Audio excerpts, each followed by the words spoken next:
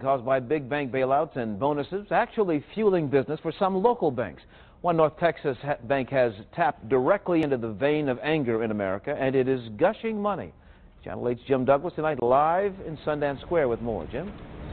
John, economists say that small community banks are starting to reap the benefit of a backlash against mega banks that keep asking for billions in taxpayer help. In other words, people are starting to vote with their checkbooks. Call it mad money. This little bank is raking it in by raking the big guys over the coals. Locally owned Worthington National Bank put up billboards that tap into America's boiling anger at bank bailouts. Result, $5 million in new deposits in just 1 month. All to do with the campaign. And for our size bank, that's tremendous. It's Main Street versus Wall Street.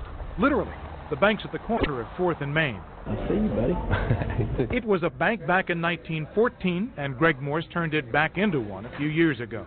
We don't do investing, we don't do insurance, we don't do mortgages, thank God. What they do is personalized checking and loans for individuals and small businesses, like Letty's Western Wear.